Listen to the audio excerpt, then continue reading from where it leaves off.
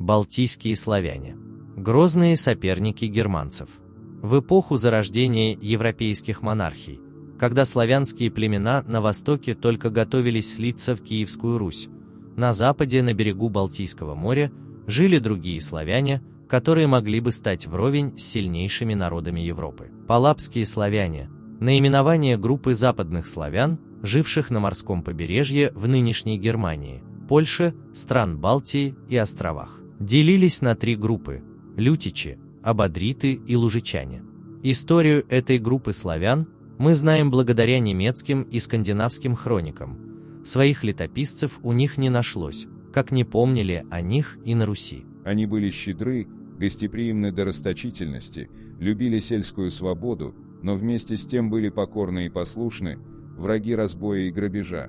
Все это не избавило их от притеснений со стороны соседей, напротив, способствовало тому, так как они не домогались владычества над миром, не имели жаждущих войн наследственных государей, они охотнее делались данниками, если только тем можно было купить спокойствие своей страны, то многие народы, в особенности принадлежавшие германскому племени, сильно погрешили против них. Иоганн Гердер. Славяне появились в этих землях довольно поздно. Еще в III веке нашей эры там жили германские народы – бургунды, готы, лангобарды, саксы и вандалы. Последние могут иметь и славянские включения. Лавина великого переселения народов опустошила сырые и холодные леса Балтики и Германии.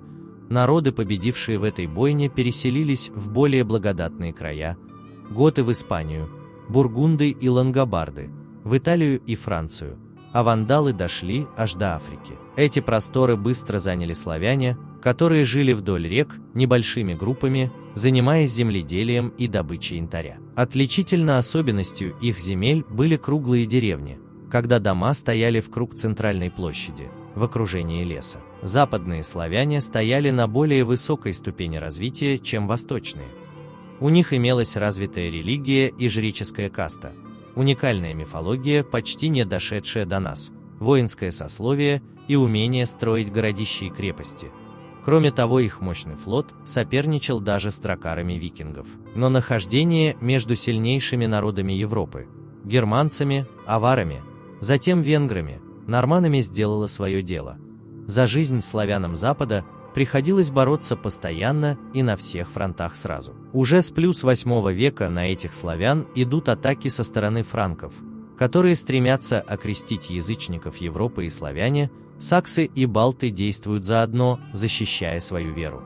Так, войско франков, которое отправил Карл Великий на лужицких сербов, было разгромлено саксами на подходе к их землям. За это саксов жестоко накажут, но славяне получили время на передышку.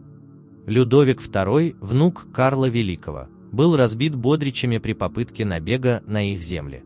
Более того, славяне нападают в ответ, нанося большой ущерб христианским землям, разоряя монастыри и убивая людей. Жизнь заставила палапских славян развиваться стремительно, строить города-крепости, изучать тактику войны, и скоро они становятся очень крепким орешком даже для могучей армии франков. У славян появляются укрепленные города – Велиград, Зверин, Ретра, Старград, Демин, Аркона.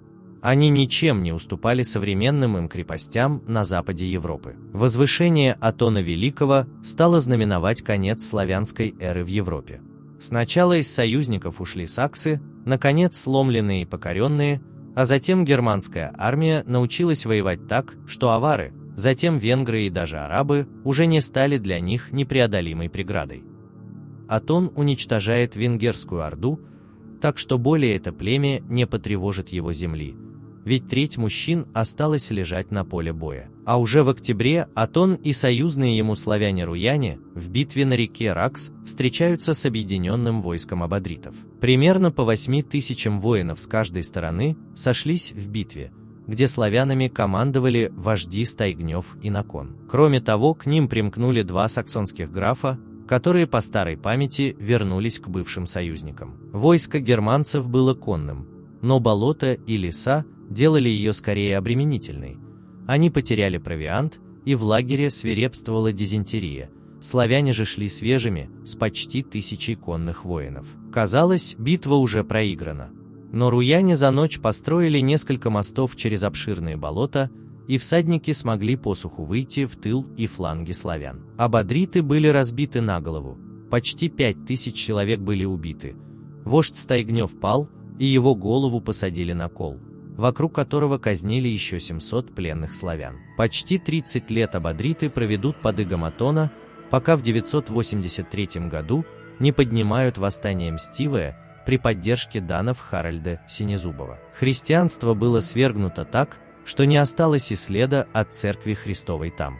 Следующие 50 лет славяне будут отбивать новые разрозненные атаки немцев, но их держава понемногу начнет сжиматься в размерах, теряя все новые участки. Даны пока оставались язычником, оказывали поддержку славянами, и это подпитывало силы палабов, однако христианизация страны, как и в случае с саксами, лишила славян союзника. В XII веке на славян открыт Венский крестовый поход, где участвуют и саксы, и даны, вместе с традиционными уже врагами. Последний князь абадритов Никлад сумел отбить грандиозное вторжение.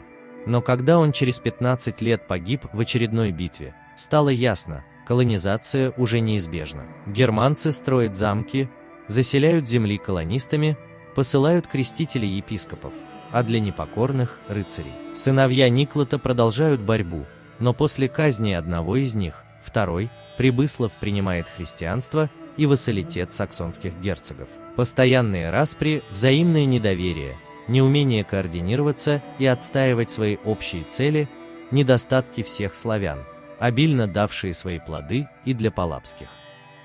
Предавая друг друга, они уступили немцам в итоговой ожесточенной борьбе. Народ онемечивался, крестился и довольно быстро растворился в германских землях. Если вам понравилось видео, ставьте лайк и подписывайтесь на канал.